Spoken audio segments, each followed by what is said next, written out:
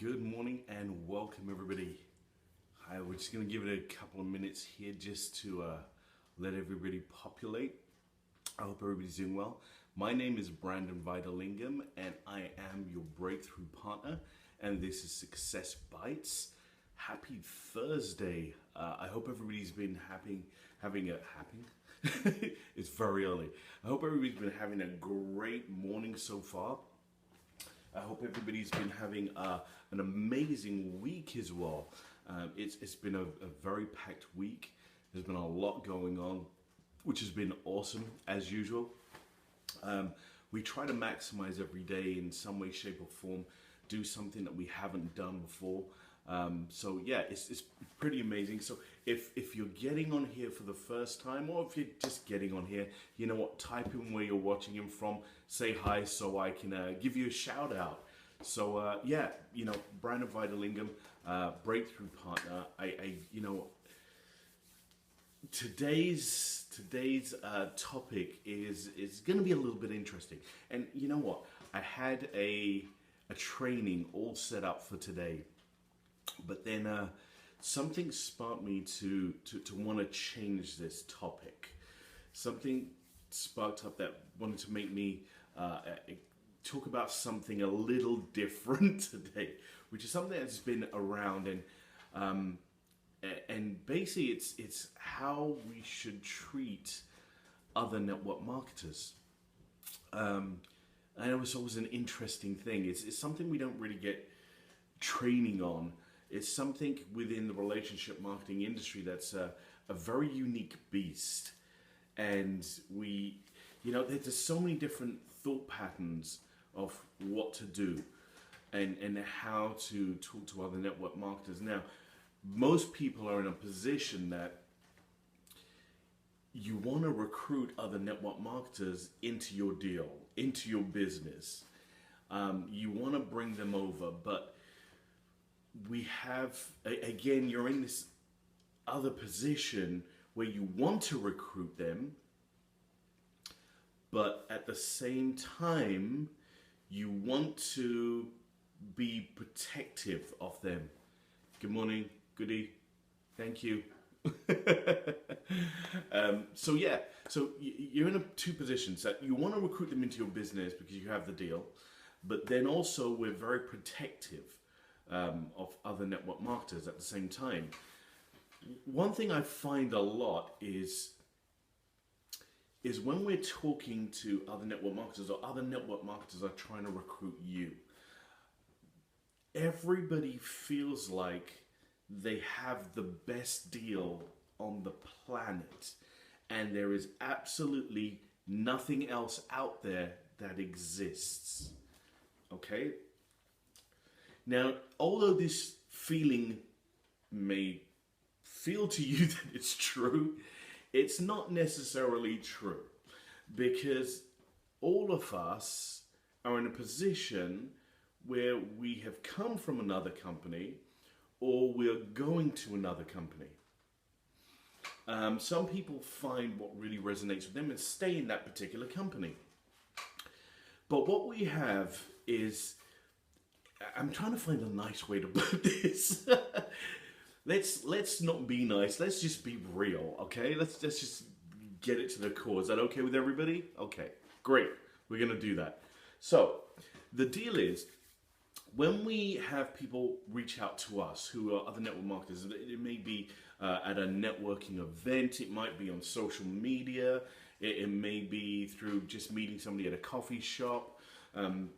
When we meet those people and we hand over business cards and we arrange to connect, generally what happens is somebody wants to pitch the other person. Generally, most of the time, both people want to pitch each other. So both network marketers come at this stance, and it's like a boxing match.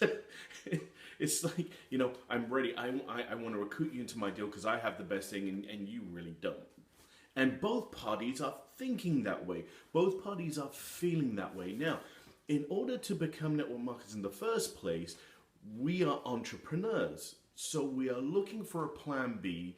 We're looking to work for ourselves. We're looking for something to make some additional money or eventually take over our full-time job. What then happens is that we believe that we have the best deal and we want to recruit everybody. So we go out and we hit it. But when we meet other network marketers, what tends to happen is that we're both trying to pitch each other. And when you're both trying to pitch each other, nothing's really going to come out of it because you are now turned it into a battleground, okay? It's kind of the schoolyard thing, my dad's better than yours, you know? My girlfriend's better than yours, my mum's better than yours, you know, whatever the situation is, it becomes a battleground where nothing really worthwhile is going to be accomplished if the sole purpose is trying to pitch somebody. Now, within the relationship marketing industry, something that we've forgotten or we don't remember, I mean, I like to take out network marketing completely and just put in network marketing because, relationship marketing, because when we understand relationship marketing, then we remember what is the first word there? It's relationship. When we say network marketing or direct sales, at the end of the day, the first key thing is the relationship. If you're in direct sales and you're selling a product or a service, then it's purely on one point. The relationship with the person to get them to like, know, and trust you. If you're in relationship marketing, relationship is the first thing. Again, the first thing you're doing is getting them to like, know, and trust you. If you're sitting down with another network marketer or relationship marketing, then you're in the position that, again, that comes out the head and it's like, okay, here comes the battle. Okay, where's my bullets? Where's everything that I can throw at this person to prove to them that my deal is better than theirs? We take out we're the ones who are supposed to be teaching other people in our organizations and teams about relationship marketing and about the relationship. But what we do is that we pull out the big guns and we're like, okay, let's go to battle. I'm going to prove to them that mine's better than theirs. But you haven't built up a relationship. Now, if you're a network marketer and somebody says to you, hey, we should sit down, in my opinion, you should always say absolutely. Now, I see people who are like, no, I don't want to sit down with you. I don't want to sit down because they're fearful of trying to be recruited, first point, okay? Or they just don't want to sit down with them because they're like, well, if I can't recruit you into my deal and you're going to try and pitch me, I don't want to have anything to do with you. Which is the most scarcity mentality you can ever have, okay? If some of the people who already bought the deal and understand the power of relationship marketing and then don't seek to build a relationship with the person who's in the same industry, then you're losing out on something big. Reason being is that we don't always get into the right deal for us the first time, okay? So let me just repeat that again. We don't always get into the right deal for us in relationship marketing the first time, okay? If you do, congratulations, well done. But if you haven't, and if you haven't reached that yet, or you believe you have, we're entrepreneurs. When we get into a company, we should never close our eyes. Now, we should be loyal to the company. We should be, yes, I get that. I understand that. But you have to understand, you are an entrepreneur.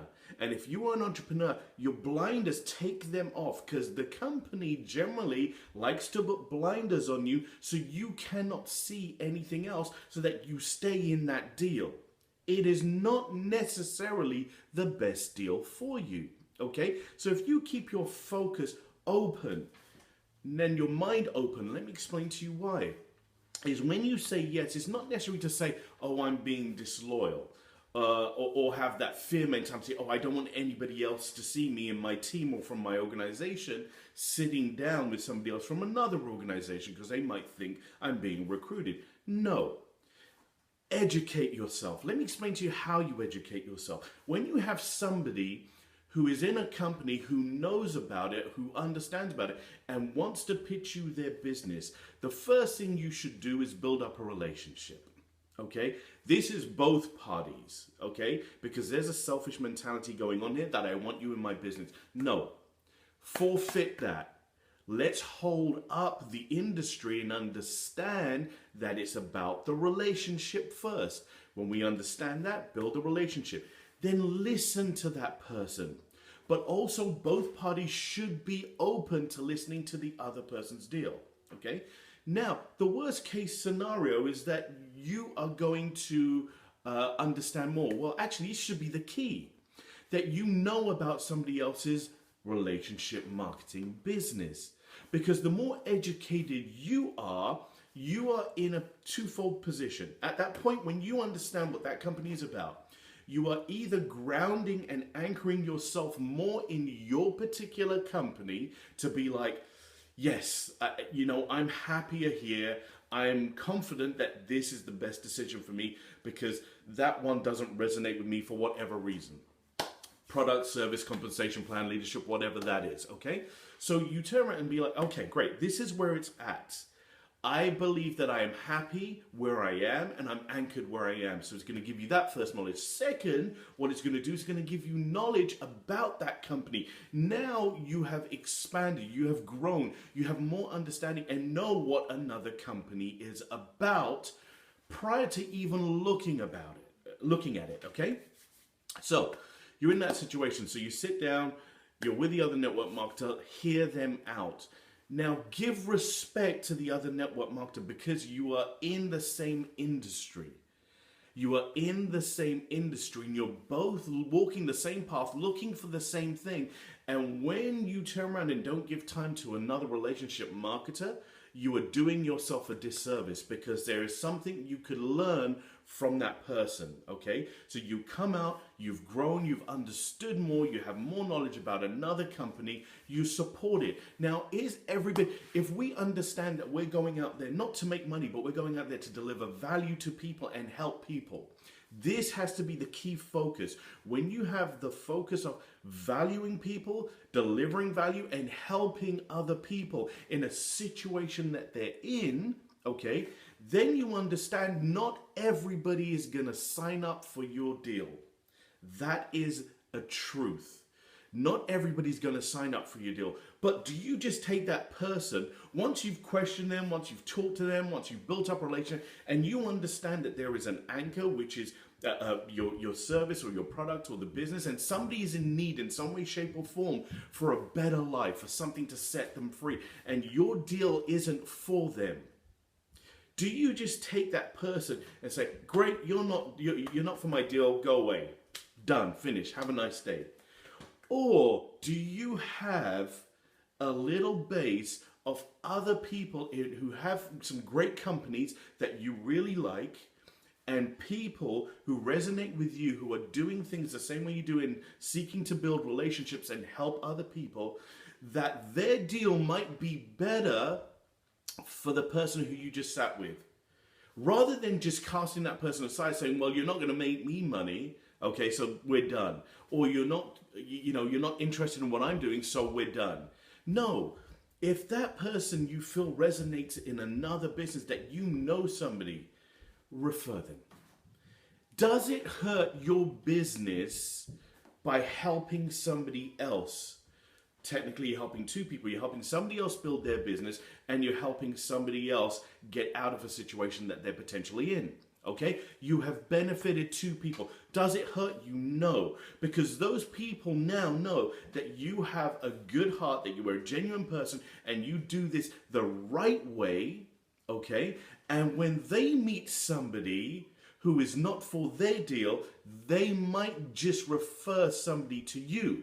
Now, everybody in the relationship marketing industry is networking consistently. When we're networking consistently, we meet a lot of people. Not everybody jumps into our deal, but if you have a consortium of people who are in other industries within the relationship marketing industry. If it's not for them, refer it.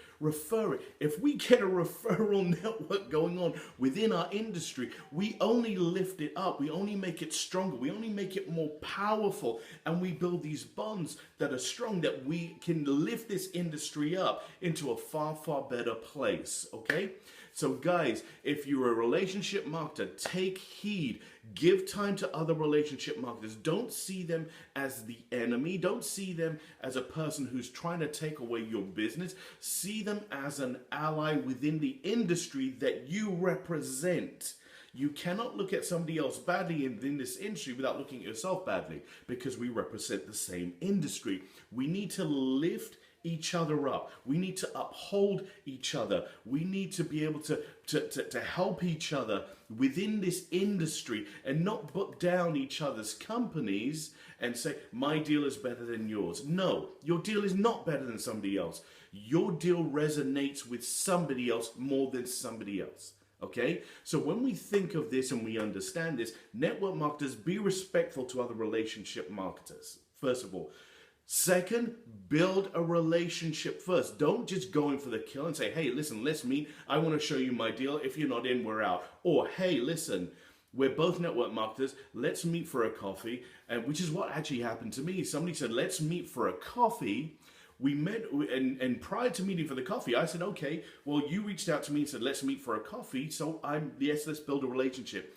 And then when I reached out to that person and said, hey, listen, when do you want to do this coffee? The person turned around to me and said, hey, listen, I don't want to actually waste our times. If you're not actually interested in what my deal is, okay, if you're not actually interested to listening to what I have to offer, and you're just going to pitch me, then I'm not really interested in meeting.